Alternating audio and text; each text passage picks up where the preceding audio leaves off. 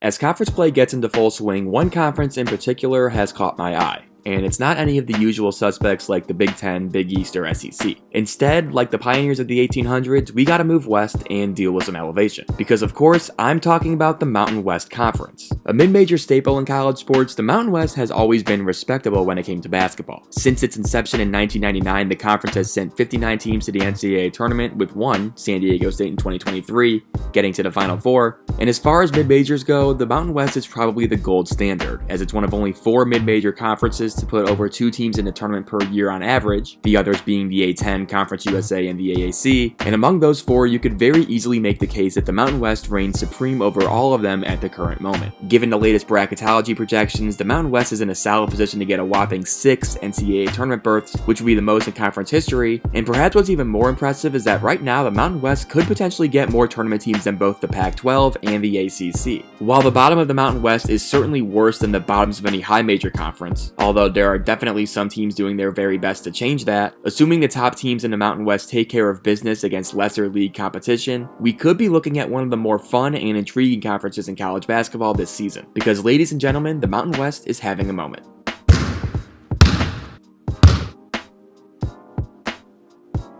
Before going any further, the 6 teams that I think could legitimately contend for an at-large berth in the NCAA tournament are Colorado State, San Diego State, Nevada, Boise State, Utah State, and New Mexico. What makes the top 6 so fun though is how analytically similar they are to each other. Per Bart Torvik, the top-rated Mountain West team, Colorado State, is ranked 26th, but the 6th-ranked team, Utah State, is 45th. Among projected multi-bid conferences, this marks the smallest gap in the country between teams ranked 1 and 6th in the same conference respectively, and what this sets up for is pure chaos. So let's learn more about this group of teams and try to make sense of the Mountain West. Starting with Colorado State, they probably had the best non-conference season of anyone in the league, and that has really helped their at-large chances. Led by senior guard Isaiah Stevens, who averages 17 points and 7 assists per game, the Rams have impressive wins over Creighton, Colorado, and Washington, with their win over Creighton coming in a dominant performance that saw them win by 21 points. With Stevens at the helm, Colorado State has one of the country's best offenses, and they are great at knocking down difficult shots with the likes of Nee Clifford, who is a phenomenal shot creator that averages around 13 points a game,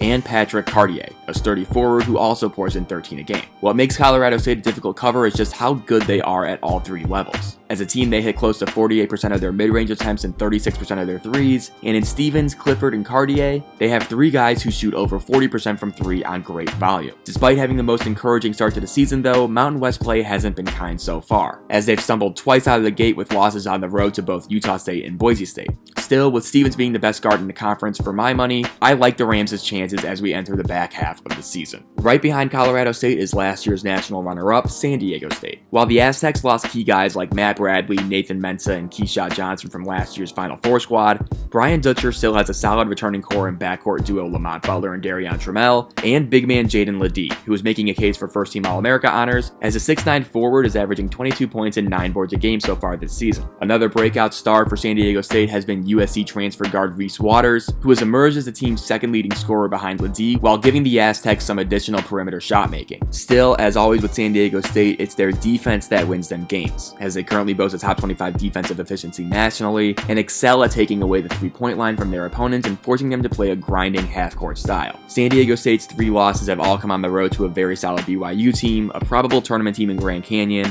and conference foe New Mexico, with their best win coming on the road at Gonzaga. So barring something unexpected, the Aztecs should be a lock to get to the tournament in 2024. There's also Nevada, led by former Oregon State Elite 8 standout Jared Lucas, who is averaging a team-leading 17 points a game and is one of the best movement shooters in the conference, as you'll see him fly off screens and knock down shots regularly. In addition to Lucas, there's also 6'6 senior guard Keenan Blackshear, who is a powerful driver with a great change of pace skill that allows him to thrive as a mid-range finisher. And with those 2 experienced guards in the backcourt, Nevada is one of the best teams at taking care of the ball in the country, which keeps their offense afloat. Defensively, the Wolfpack are a top 25 team nationally, which is somewhat rare for a Steve Alford coach team, but they do have a lot of versatile frontcourt defenders in guys like Nick Davidson, Trey Coleman, and KJ Himes. Nevada's best win is against TCU on a neutral floor, but they do have a 19-point loss against Drake, so they need a good conference performance to lock up a tournament bid. And unfortunately, they just suffered their first conference loss against Boise State. Boise State's an interesting team because they return a lot of key players from last year's team that earned a 10 seed in the NCAA tournament, including 3 of their top 4 scorers and stretch forward Tyson Dagenhart, big guard Chibuzo Abo, and sharpshooter Max Rice. Abo has taken a nice leap this year with an expanded offensive role as he's averaging 15 points a game on 45% from 3, and while Dagenhart and Rice haven't heated up as scorers just yet, prior data suggests that consistency will come soon,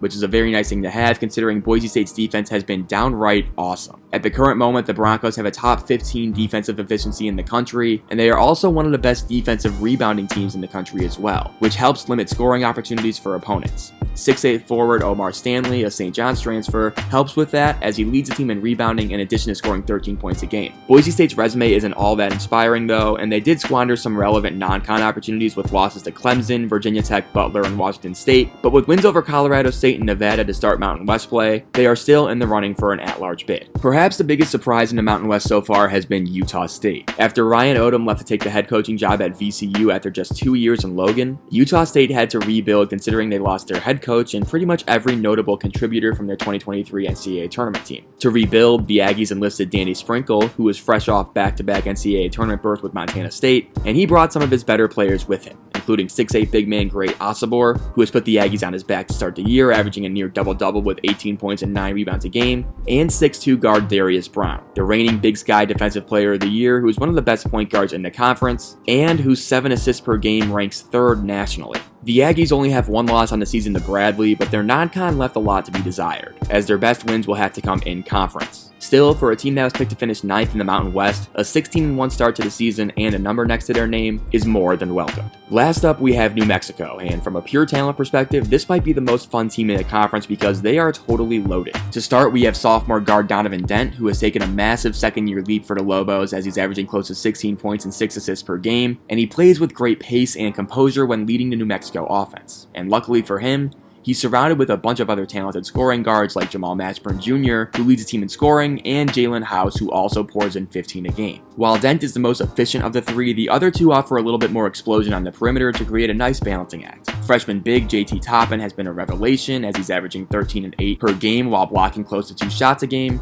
and Iona transfer Nelly Jr. Joseph gives them more high major size as well and a reliable rebounder and post option. While New Mexico's metrics are good but not great, I really buy the talent on this roster, and that keeps them in the running for a strong Mountain West season. And they'll need it, as they've had a pretty pedestrian non-con and have gotten off to a middling 2-2 start in conference play. The Mountain West is a weird conference because while I like a lot of teams in the league, if you told me I had to bet on any of them to have legit March success this year, I think I'd be in real trouble. For as good as the league has been from a competition standpoint, the fact of the matter is that outside of San Diego State last year, the conference has really struggled in the NCAA tournament. Over the last 10 NCAA tournaments, the Mountain West as a conference is 12-26, and that record has included some loud shortcomings, like 3-seed New Mexico losing to 14-seed Harvard in 2013, a very hyped Nevada team flaming out in the first round of 2019, and a paltry 0-4 showing in 2022. And this year, while the conference is setting up to be fun, and the rising tide has lifted all boats in a sense, there still seems to be that lack of an elite team that I could confidently project getting to a second weekend. Even with that though, I don't think the Mountain West has been in a better spot, with half a dozen teams all in position to get at-large bids if things break well, and legitimately fun matchups seemingly occurring every week.